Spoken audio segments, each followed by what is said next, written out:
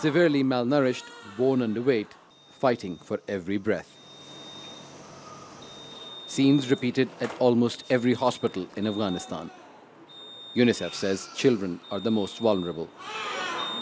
Poverty, hunger, the spread of preventable disease. We've just got a nationwide measles outbreak under control because we've been doing campaigns, but now we have an outbreak of acute watery diarrhea, which is weakening already weak bodies. And here we are in the hospital, we're seeing children with severe acute malnutrition and complications with pneumonia, measles, you name it. We're hearing stories of mothers sending children to school in the morning crying with hunger. Many of these girls had breakfast, although it was just a piece of bread and some green tea. The morning session is for girls. 2,200 are taught by 11 teachers at the only high school in Chamtala. For the 3,500 boys in the afternoon session, there are 18 teachers.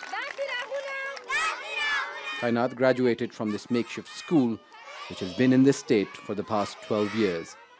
She's now a volunteer teacher. Although against the Taliban ban on older girls' education, she says even if they came to school, there is no tent to accommodate them.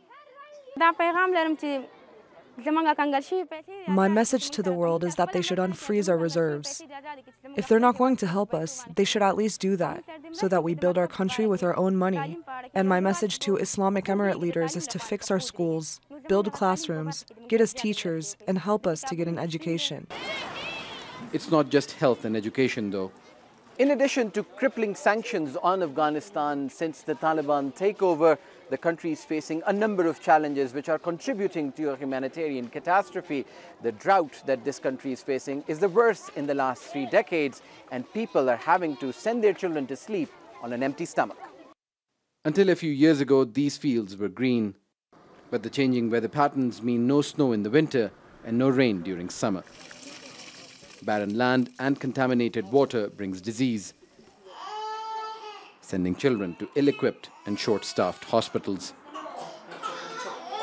It's a cycle of misery in a country under leadership learning to govern, abandoned by the rest of the world. Osama bin Javid, Jazeera, Khogyani, Afghanistan.